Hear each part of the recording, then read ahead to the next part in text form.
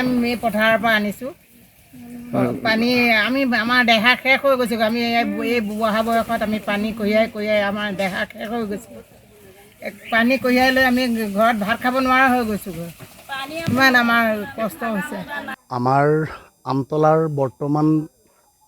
250 ঘৰমান মানুহৰ যি এটা পানী যোগান আঁচনি আছিলে বৰ্তমান 100 ঘৰ মানুহে পানী পায়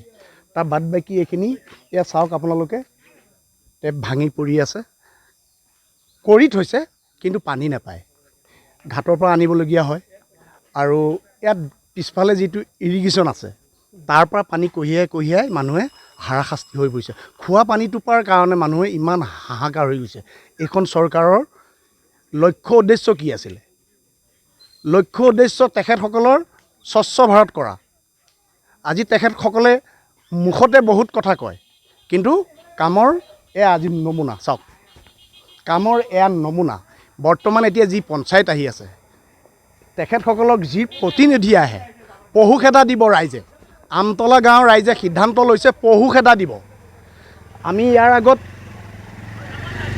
শশীকান্ত দাসকো আমি এই বিষয়ে অৱগত কৰিছিলোঁ তেখেতে হ'ব বুলি ক'লে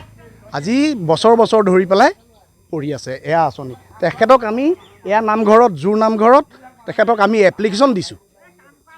কৰি দিম বুলি কৈছিলে আজিলৈকে কিন্তু নাই এয়াই হৈছে বৰ্তমান বিজেপি চৰকাৰৰ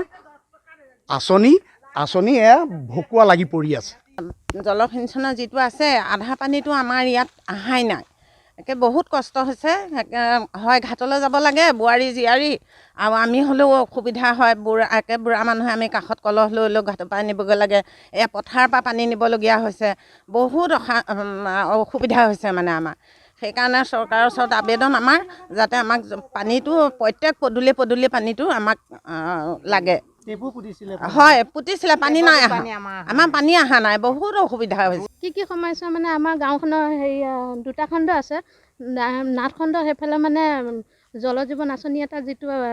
কৰিলে তাত মানে পানীটো সেইফালে সেইটো চাইডে পায় এইটো চাইডে পানীটো নাহে এইটো চাইডে কমে 200 ঘৰ মানুহে পানীটো নাপায় আৰু টেপ দিছিলে যদিও সেইফালে কমপ্লিট আছে সেইফালে পানীটো মানে নাপায় নাপায় পানী এতিয়া পথাৰত যিটো ৱাটাৰ চাপ্লাই আহি আছে তাৰ পৰা পানীটো মানে জলসিঞ্চন তাৰ পৰাই মানুহে কষ্ট কৰি দূৰ হয় বহুত দূৰ হয় তাৰ পৰাই কঢ়িয়াই যেনে তেনে মানুহে মানে চলিবতো লাগিবই যিহেতু তাৰ পৰাই কঢ়িয়াই খাই আছে পথাৰ পানীকে খাই আছে কাপোৰ ধুবলৈ ঘাটলৈ যায় নিৰ্বাচন আহি আছে কি সিদ্ধান্ত ল'ব মানে যেতিয়া চৰকাৰ মানুহ আহিব ভোট বিচাৰি তেতিয়া জনসাধাৰণে বিবেচনা কৰি যিটো কয় ক'ব